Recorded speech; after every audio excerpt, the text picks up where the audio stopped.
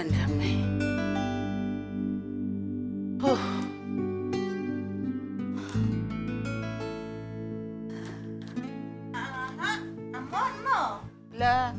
വരാതെ പിന്നെ ഞാൻ അവിടെ തന്നെ താമസിക്കുമെന്ന് വിചാരിച്ചാ നിങ്ങള്? അല്ല, അവിടെ തിരക്കായിരുന്നോന്ന് ചോദിച്ചല്ലേ. പിന്നെ ആശുപത്രി ആകുമ്പോൾ തിരക്ക് കാണത്തില്ലേ? അതിന് ദേഷ്യപ്പെടുന്ന എന്തിനാ? എനിക്ക് ആരുടെയും ദേഷ്യമില്ല, സ്നേഹവും ഇല്ല, ഒന്നുമില്ല. എനിക്ക് മനസ്സിലായി നിങ്ങളുടെയൊക്കെ സ്നേഹം എന്തോന്നാണെന്നുള്ളത്. അമ്മേ, എന്താ അമ്മേ? എന്തിനാണ് എന്നെ ഇങ്ങനെ പെൻഷൻ കാശിന് വേണ്ടി സ്നേഹിച്ചോണ്ടിരിക്കുന്നത്? അല്ല, അമ്മ എന്തിനാ ഇപ്പൊ ഒറ്റയ്ക്ക് പോകാൻ പോയത്? ഏട്ടൻ വന്നിട്ട് കൊണ്ടുപോകില്ലായിരുന്നോ? പിന്നെ ഞാനോ എന്റെ സമയവും കാലവും നോക്കി കാത്തിരിക്കാം. അമ്മ എങ്കിൽ പിന്നെ അമ്മയുടെ ഈ ചെറിയ കാര്യത്തിന് വേണ്ടിയിട്ട് ആ ജോലി രാജിവെച്ച് ഇവിടെ തന്നെ ഇരിക്കാൻ പറയാം. അവനെ രാജിവെക്കാനൊന്നും ഞാൻ പറഞ്ഞില്ല. എന്റെ കാര്യം ചെറുത്, നിങ്ങൾക്ക് നിങ്ങളുടെ കാര്യമോ വലുത്, എനിക്ക് എന്റെ കാര്യമോ വലുത്. അമ്മ ചുമ്മാ ഇങ്ങനെ എഴുതാപ്പുറം പറയല്ലേ കേട്ടോ. ഞാൻ എഴുതിയ ഓർമ്മ കണ്ടത്, അല്ലാതെ ഒന്നുമല്ല. എനിക്ക് മനസ്സിലായി. എന്റെ ദൈവമേ, ഈ പെൻഷൻ കാശ് ഇല്ലായിരുന്നെങ്കിൽ എന്നെ എവിടെയെങ്കിലും കൊണ്ടുപോയി തള്ളി കളഞ്ഞാനേ ഇവര്. അമ്മ ചുമ്മാ ആവശ്യമില്ലാത്തൊന്നും പറയല്ലേ. നീ നിന്റെ കാര്യം നോക്കി പോവുമല്ലോ. എന്തോ ഒരു വെയിലും ചൂട്, എനിക്ക് ഭയങ്കര ചൂടല്ലേ. ഇച്ചിരി നാരങ്ങളും തരട്ടെ? എനിക്ക് നാരങ്ങ വെള്ളം വേണ്ട, ഓറഞ്ചിന്റെ വെള്ളവും വേണ്ട. നീ ഒന്ന് പോയി തന്നാ മതി. ഞാനൊന്ന് സ്വസ്ഥമായിട്ടൊന്ന് ഇവിടെ ഇരുന്നോട്ട്. എനിക്ക് ആരുടെ സ്നേഹവും വേണ്ട, വെള്ളവും വേണ്ട. അമ്മ, ഞാൻ വെള്ളം എടുത്തോണ്ട് വരാന്ന്.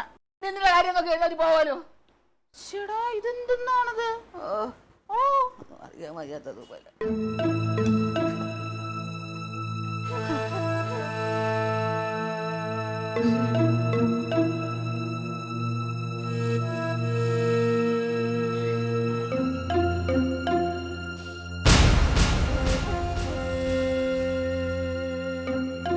രത്നമ്മേ, എന്താ രത്നമ്മേ, എന്താ നിനക്ക്? നീ എന്തിനാണ് ഇങ്ങനെ വിഷമിക്കുന്നത്? എനിക്ക് ആരുമില്ല. ആര് പറഞ്ഞു നിനക്ക് ആരുമില്ല? എന്നെ ഒറ്റപ്പെടുത്തുന്നു. ആര് ഒറ്റപ്പെടുത്തുന്നു? ഞാനിന്നൊന്ന് ആശുപത്രി പോകാൻ എത്ര പ്രാവശ്യം അവനോട് പറഞ്ഞെന്നറിയാമോ? എന്നിട്ട് എനിക്ക് അവൻ എന്നെ കൊണ്ടുപോയില്ല. അപ്പൊ രത്നമ്മേ, അവൻ ഓഫീസിൽ പോകണ്ടേ? ആശുപത്രിയിലൊക്കെ പോകണമെങ്കിൽ മതി അവനാ ജോലിക്ക് പോകണമെന്നൊക്കെ. എനിക്ക് അത്ര അവശയായിട്ടാണ് ഞാൻ അവനോട് അതൊന്ന് പറഞ്ഞു നോക്കിയത്. അവൻ എന്നെ കൊണ്ടുപോയില്ല. ഇപ്പൊ അവൻ എന്നെ ഒറ്റപ്പെടുത്തുന്ന എന്നോട് അവനൊരു സ്നേഹവും ഇല്ല. എനിക്ക് മനസ്സിലായി അവരൊക്കെ സ്നേഹം എന്റെ പെൻഷൻ കാശിന് വേണ്ടിയുള്ള സ്നേഹമുള്ള അവർക്ക് എന്നോട്. കരയണ്ട കരയണ്ട, കരയാതിരിക്കുക. എന്തിനാ കരയുന്നത്?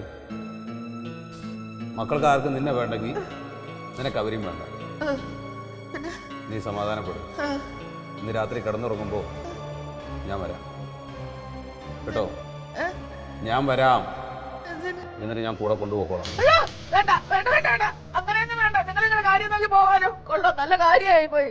അതൊക്കെ മനസ്സിൽ വെച്ചാൽ മതി. നല്ല കാര്യം തന്നെ എന്നെ കൊണ്ടുപോകാൻ പോയിരിക്കുന്നത്. ഞാനിവിടെ എങ്ങനെയെങ്കിലും ജീവിച്ചോളാം. എനിക്ക് ആരും വേണ്ട. അതൊക്കെ ശരി തന്നെ. നിങ്ങളിങ്ങനെ കാര്യം നോക്കി പോകാനും എനിക്ക് വയ്യ. ഞാനിവിടെ എങ്ങനെയെങ്കിലും ഒറ്റപ്പെട്ടെങ്കിലും ജീവിച്ചോളാം. എനിക്ക് വയ്യ അങ്ങോട്ട് വരാം. ഞാൻ വരുന്നില്ല.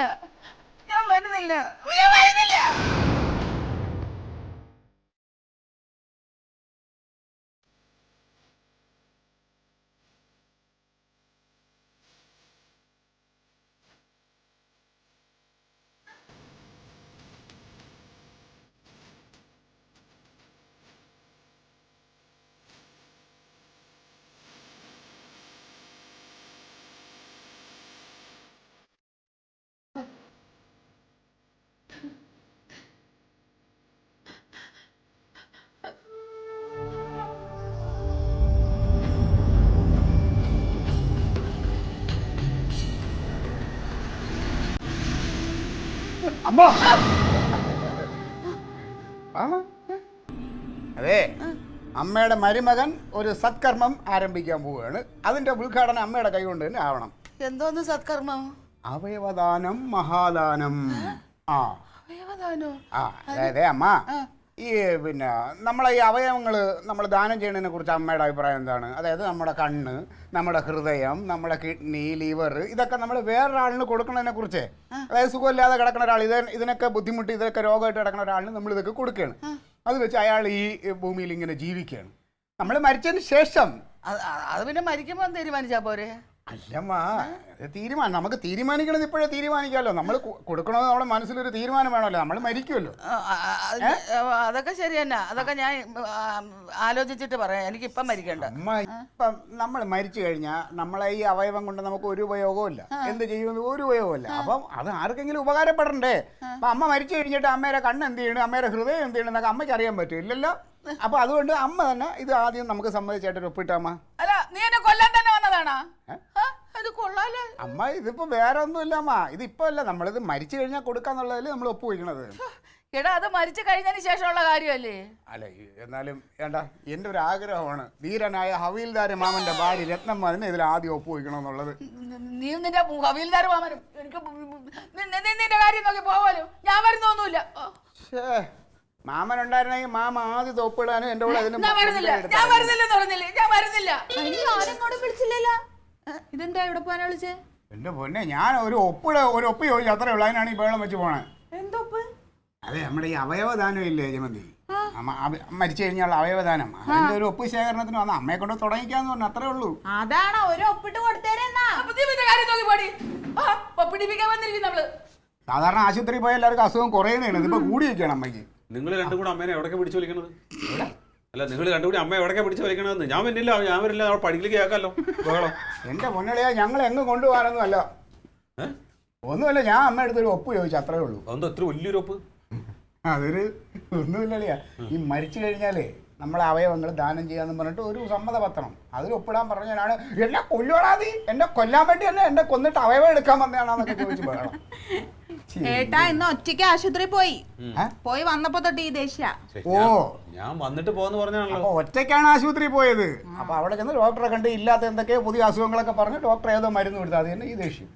നിനക്കൊന്ന് കൂടെ പൊക്കൂടെ കളിയാ. ഇതിൽ നീ ഒപ്പിട്ടാ? ഞാൻ ഒപ്പിടും. ഒപ്പ് ഇട്ടില്ല. അല്ല, ഇടുമല്ലോ. അവസാനം ഇട്ടുകൊണ്ട് കൊടുക്കുമ്പോ ഇട്ടിട്ട് കൊണ്ട് കൊടുത്താൽ മതി. ആദ്യം ക്ലീറ്റ ചേട്ടൻ ഇട, എന്നിട്ട് ഞങ്ങൾ ഇടാം. ഞാൻ ഇടുമ്പോളെ നിങ്ങൾ രണ്ടാളും ഒരു ഒപ്പിട്ടതാ. അമ്മയുടെ അമ്മ അമ്മതേ അകത്തേക്ക് പോയിട്ടുണ്ട് പിണങ്ങി. അതെ അളിയാ, എങ്ങനെയെങ്കിലും അമ്മയെ കൊണ്ട് ഇതിലൊരു ഒപ്പിടി ചേർന്നേ. എന്തായാലും പോയി നോക്കട്ടെ. ഒപ്പിടണേ, ഞാൻ കൊണ്ടുവരാം, പിന്നെ കൊണ്ടുവരാം. ആദ്യം ഒപ്പിട, എന്നിട്ട് ആലോചിക്കാം.